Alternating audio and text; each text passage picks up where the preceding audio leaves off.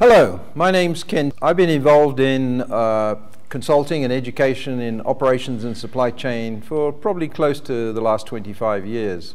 I'm going to talk to you today about the importance of inventory management in your supply chains. I think if you look at supply chains from the point where we take minerals out of the ground all the way through to the point where we buy products out of the supermarket, you'll appreciate that there's a huge number of warehouses all along the supply chain.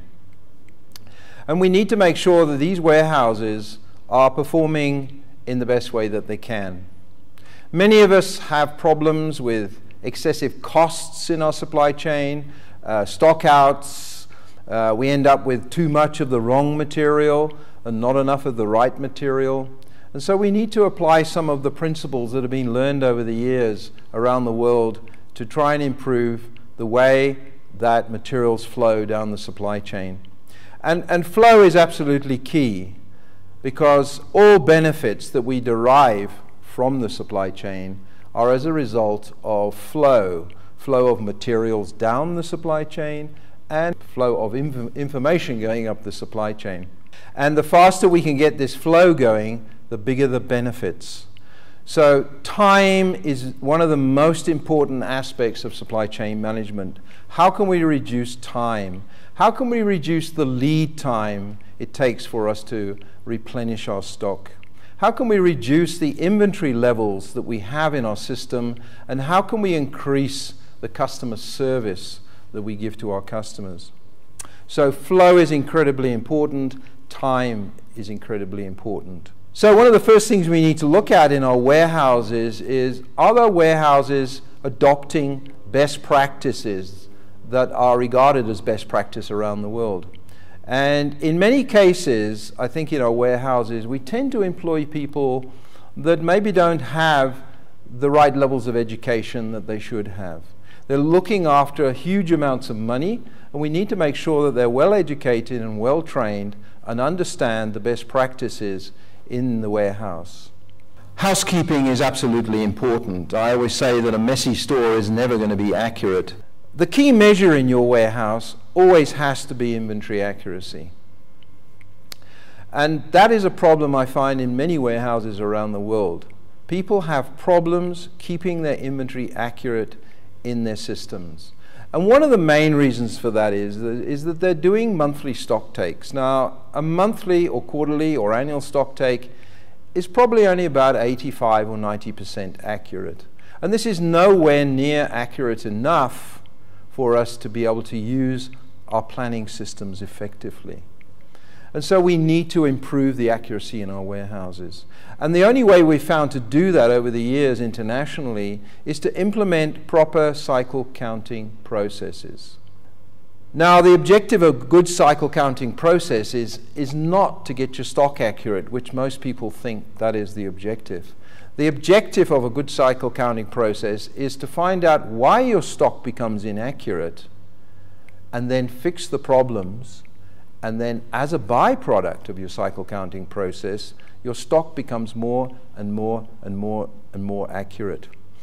And there are many warehouses around the world that have achieved accuracy levels of well above 99%. And if we can get to that sort of level, it helps us out considerably when we want to do any form of inventory management. So once we've got the inventory accurate in our warehouse, we can then start considering the inventory control techniques that we need to put in place to make sure that we have the right stock at the right time in the right place in the supply chain. And there are 4 questions that we need to ask of every item in our database. And those 4 questions are, what is the importance of the item that I'm looking after? How am I going to control it? When I replenish it, how much do I order? And lastly, when do I place the order? So let's see how we answer those 4 questions in our warehouse. The first thing we need to do is some form of ABC analysis. In a warehouse, not all items are equal.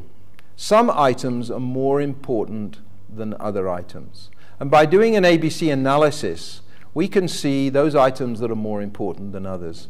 To do an ABC analysis, you need to look at the usage of the item that's going through your warehouse, and you need to look at its value. And typically what we do is multiply those two figures together and come up with a dollar usage value.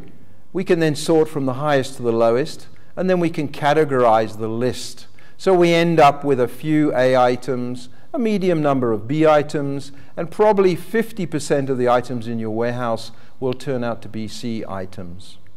And then we have two basic rules. Use your time and control to manage your A items. We all have limited time in the supply chain. Let's apply that time to the more important things. For your C items, just make sure you've got plenty and you don't run out. They're probably only worth about 5% of usage value in your warehouse. The second question is, well, how am I going to control these items? And based on the ABC analysis, I'm going to put different levels of control in place. I'm going to put very high levels of control in place on my A items. And my C items, as long as I've got plenty and I don't run out, that's fine.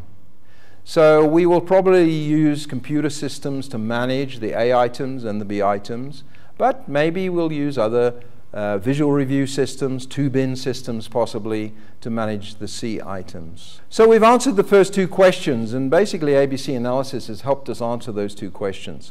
The importance of the item and how am I going to control it.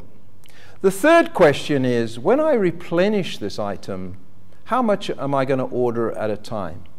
Am I going to order enough for a day, a week, a month, maybe a year? We need to determine what is the most economical order quantity for this item. And to start this process off, we might use economical order quantity formula, which is available to us. If we do that, we need to understand another couple of pieces of information about your warehouse and about your business. And the first one is, how much does it cost you to keep materials in your supply chain? And that's a very important figure, I think, that management needs to understand. And the second figure is, how much does it cost me to place a purchase order if it's a procured item, or if it's a manufactured item, how much does it cost me to place a manufacturing order on my factory?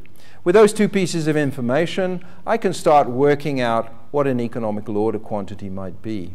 However, there will probably be some other logistical issues that I need to take into account, particularly if I'm shipping this product from overseas. I may have to fill a container, or if I'm bringing it from another part of the country, I may need to fill a truck to bring up to my factory. The fourth question we have to answer is, when we need to replenish, when are we going to replenish this stock? When do I place the order? That's the fourth question. Now here we have to look at the different types of items in your database. There are two types of items: independent demand items and dependent demand items. Independent demand items are those items that you sell to your customer. We call them independent because the demand for the item is independent of anything we have control over. It is the customer who decides to buy. And so independent demand items in my database, I have to forecast. And because I'm never accurate in my forecasts, I generally have to carry some safety stock as well. When it comes to dependent demand items, we call them dependent because the items I use to build my products, the raw materials and packaging requirements, are dependent on how many products I'm going to build. And I have control over that in my factory. So if I decide to build 100 products, it's just a matter of multiplying down through my bills of materials, and I can calculate how many raw materials, components, and packaging items I need.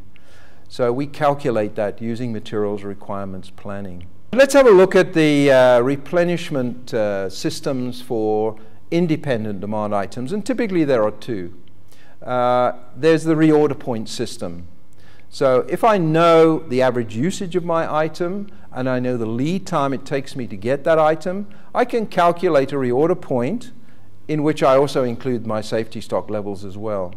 So the rule is, when the level of inventory reaches that reorder point, then I reorder the economical order quantity. There is another system we can use. We use a periodic review system. So periodically we go and review the quantity that we have in stock, and we then reorder up to what we call the target level. So once a month we may go down and have a look at what's left decide what to order, and place the order. So reorder point systems and periodic review systems are what we will use for independent demand items.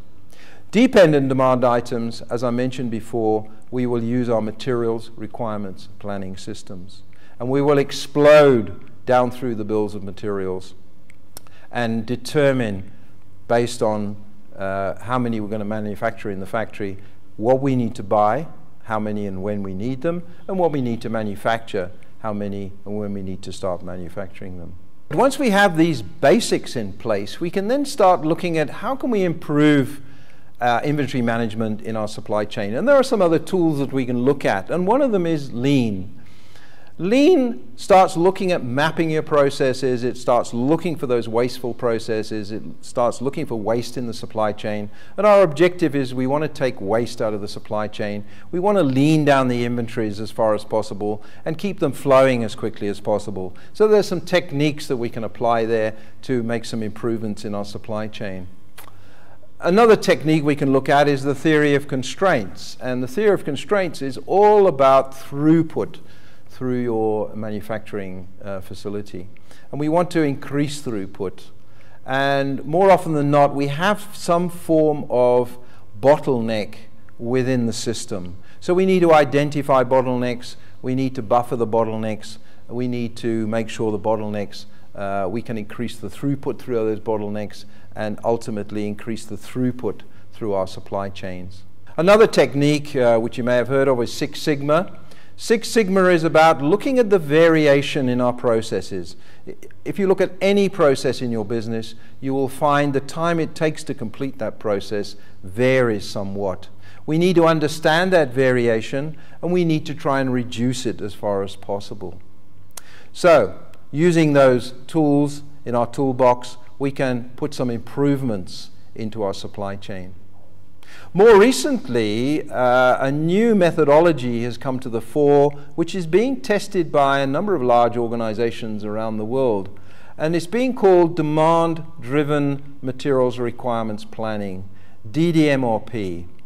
And the success that a number of companies are getting from this technique are absolutely mind-blowing.